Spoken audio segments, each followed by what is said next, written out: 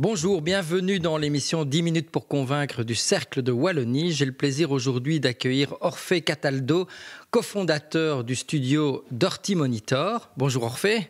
Bonjour Fred.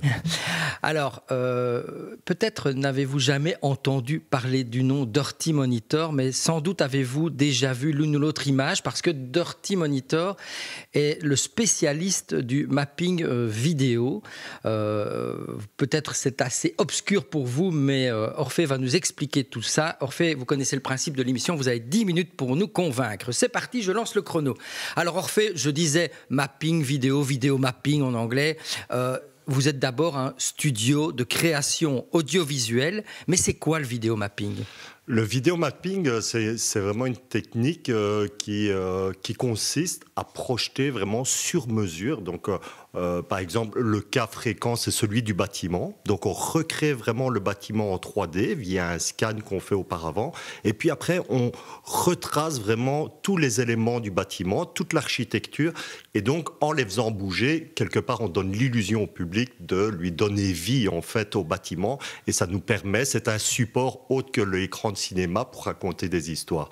Donc, grosso modo, c'est ça le vidéo mapping. Après, il y a toutes les techniques qui vont avec, voilà, qui sont assez complexes à mettre en place. Donc, on peut dire que ce sont des fresques lumineuses. On va voir d'ailleurs quelques images à l'écran parce que c'est une belle success story wallon Dirty Monitor. Vous êtes basé à Charleroi et vous avez quand même réussi à conquérir le monde. On vous a vu sur la plus haute tour du monde à Dubaï, sur un temple en Chine.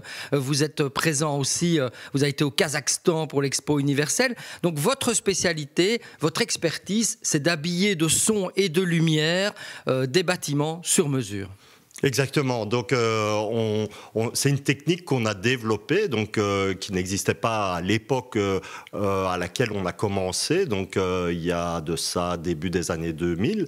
Et donc, via cette technique qu'on a développée, on s'est aussi rendu compte par la demande qui nous est arrivée qu'il y avait une recherche, qu'il y avait un côté innovant dans la technique qu'on utilisait. Et donc, par ce biais, par cette offre qu'on proposait, ben oui, il y a eu pas mal de gens du monde entier un peu qui nous ont appelés pour mettre en œuvre des spectacles, beaucoup au Moyen-Orient, en Chine, à Singapour, au Kazakhstan, aux États-Unis, etc. Donc on a essayé à l'époque vraiment d'être créatif le plus possible. Et aujourd'hui, je crois que ce qui nous différencie, c'est peut-être moins la technique, parce qu'il y a d'autres studios un peu comme les nôtres qui le font aussi, mais quelque part c'est notre rapport créatif. Donc c'est un mélange de technique au service de la créativité. Et je parlais de success story wallon au tout début, parce que c'est une belle histoire. Hein. Vous avez commencé dans les années 2000, vous et votre frère, vous avez développé un petit collectif d'artistes qui était un peu underground dans le paysage industriel de Charleroi. Vous vous faites plaisir, vous projetez des images dans des soirées, dans le monde de la nuit. Donc ça aurait pu rester là. Et non, vous êtes repéré par des scénographes, par Franco Dragone, par Luc Petit. Exactement. Et là, vous êtes appelé pour des premiers contrats et puis vous êtes un peu obligé de vous professionnaliser et Dirty Monitor voit le jour en 2014, c'est bien ça ? C'est ça, oui. Comme vous le dites, c'est vraiment au début un collectif d'artistes. Il n'y avait personne de professionnel vraiment dans ce qu'on faisait. On avait un métier à côté, donc il y avait un régisseur, Denis, il y avait des gens, je travaillais personnellement en architecture et d'autres dans des musées, des photographes, etc. Et donc ensemble, on s'était dit, faisons quelques petites installations en soirée. C'est vrai qu'on est issu du monde de la nuit. Et le Rockreel à Charleroi, c'était un peu ce sont des amis et c'était un peu un terrain sur lequel on pouvait expérimenter. On avait cette liberté d'expérimentation un peu. Et aussi sur des petites installations plutôt artistiques dans le milieu de Charleroi, plutôt muséales en fait, dans lequel on faisait des habillages. Et voilà, ça a permis un peu de se mettre surtout à la technique et un peu explorer différentes techniques et par laquelle, je veux dire, par après, on a été appelé à faire plus d'installations et se professionnaliser. Donc ça n'a pas été une transition facile, le côté un peu faire ce qu'on veut et puis après devoir respecter des rigueurs, des timings, des tempos, travailler avec d'autres artistes. Donc ça demandait, c'était un challenge supplémentaire. Alors aujourd'hui, vous êtes une équipe d'une 30aine de personnes. Vous créez effectivement des événements sur mesure qui sont parfois commandés par des autorités publiques pour des événements très précis. Et à côté de ça, vous avez aussi développé une expertise dans tout ce qui est le côté muséal, exposition. Vous avez participé à la Schtroumpf Expérience avec ce décor numérique que les téléspectateurs ont peut-être vu. Et aujourd'hui, là, ils vont tout de suite voir de quoi je parle. L'exposition Klimt qui est aujourd'hui à Bruxelles, où on rentre véritablement dans l'œuvre de Klimt, c'est vous. Vous avez fait aussi Monet. Vous avez fait aussi l'expo Van Gogh qu'on a pu voir à Bruxelles et qui est maintenant aux États-Unis. Elle est en train de tourner aux États-Unis, c'est bien cela ? Oui, on a commencé d'ailleurs avec l'expo Van Gogh, si la partie vraiment concernant les grands peintres en fait, parce que c'est vrai qu'auparavant on a fait aussi Pompéi, on a travaillé pour les Schtroumpfs, on a fait des installations muséales interactives, donc on travaille dans le monde un peu muséal, culturel vraiment.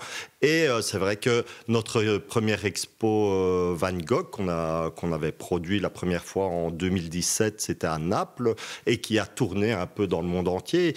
Il y a 2 ans, on était à Pékin, donc dans le musée d'art ancien de Pékin.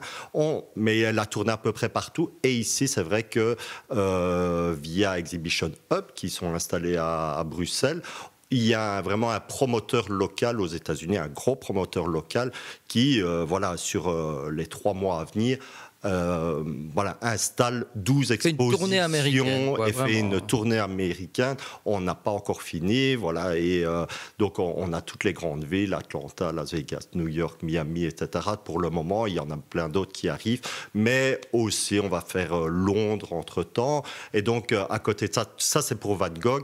À côté de ça, Monet tourne à Naples pour le moment, et il y a Klimt qui tourne ici à Bruxelles et à Barcelone. Et on va faire l'ouverture ici. On vient de faire l'ouverture de Banksy, l'expo Banksy. Donc, mais là, c'est moins juste immersif, mais on fait un petit volume immersif, un passage par lequel le public est amené à passer. Enfin, c'est un lieu de passage. Et puis après, aussi une réalité virtuelle. Chaque fois, c'est une manière d'immerger le public vraiment dans la vie du peintre, dans son œuvre. Et autant les grands volumes immersifs, les grandes pièces immersives, que la réalité virtuelle plonge vraiment le public à l'intérieur de l'œuvre. C'est une vraie expérience sensorielle. J'invite vraiment les téléspectateurs à la vivre. Pour avoir vécu celle de Monet, je suis impatient de voir celle de Van Gogh peut-être un jour. Mais on donne une autre dimension à l'œuvre des artistes. Alors, je le disais, vous faites de l'événementiel, du muséal, de l'événementiel pour des culturels, publics, mais aussi vous travaillez pour des entreprises. Il y a un volet corporate. Vous avez travaillé quand même pour des grands noms, pour Porsche, pour Cockerill. Cet aspect événementiel, est-ce qu'il a été ralenti par le Covid ? Oui, dans ce qu'on fait actuellement, c'est vrai que la partie muséale, la partie culturelle, c'est celle qui a qui a continué à fonctionner un peu de manière réduite en termes de visiteurs, mais au moins qui a continué à tourner.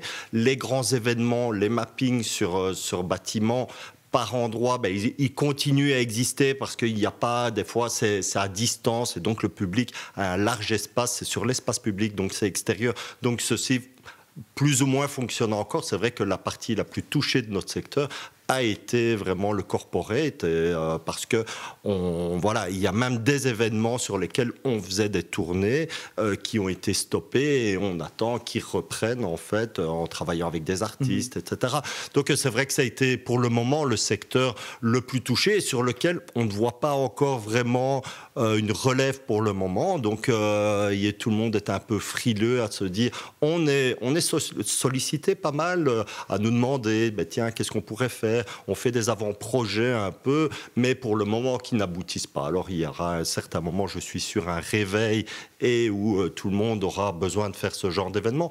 Pour le moment, c'est pas encore le cas, mais je ne crois pas que, voilà, à mon avis, ça pourrait être prochainement. Effectivement, ça dépend des pays. En Chine, l'activité a pas mal repris. Et vous avez notamment, là, vous êtes occupé sur un projet en Chine. Peut-être quelques mots. Et aussi, on va peut-être terminer avec Sydney. Là, vous avez un autre gros événement qui se prépare. Le mot de la fin, peut-être, sur ces deux marchés. Oui, la Chine a un super projet, en fait, sur un centre culturel dans la ville de Jiaxing, donc qui est en province de Shanghai, et sur lequel on fait tout un habillage. Donc c'est une ancienne fabrique de soie, en fait, transformée en lieu culturel, en musée, et sur lequel on fait une projection qui va être permanente. Et donc on fait tout un habillage. Ça convient bien à notre technique. C'est tout en béton. C'est tout en béton et sur lequel on peut un peu exprimer. Et c'est intéressant aussi de la manière qu'on l'aborde parce qu'on travaille avec des scénographes et des historiens chinois, et donc on intègre vraiment à notre interprétation la culture chinoise. Donc c'est original dans notre manière de travailler en soi, et voilà, on a l'habitude de travailler en Chine, mais celui-ci un peu de manière spécifique. Et Sydney, rapidement. Et Sydney, oui, ça fait plusieurs années qu'on est sollicité par la ville de Sydney. Il y a un grand festival des Lumières, et auquel on aurait voulu participer. Et ici, ça a été de leur part de venir nous appeler pour faire un des lieux emblématiques de la ville de Sydney.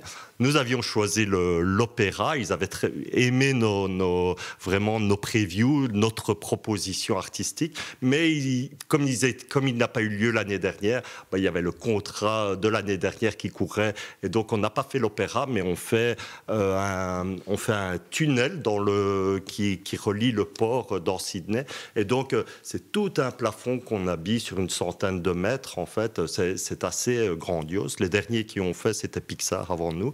Et bravo. donc, ça va être entre événement et immersif, parce que l'idée, c'est de mettre des poufs au sol et que les gens soient couchés et puissent regarder le plafond. Et donc, c'est dans le cadre des festivals de lumière de Sydney. Eh bien, je suis persuadé qu'on verra très prochainement des images de cet événement belge à Sydney dans nos journaux télévisés. Orphée Cataldo-Mercier, cofondateur de Dirty Monitor. Je vous retrouve la semaine prochaine pour un nouveau numéro de 10 minutes pour convaincre.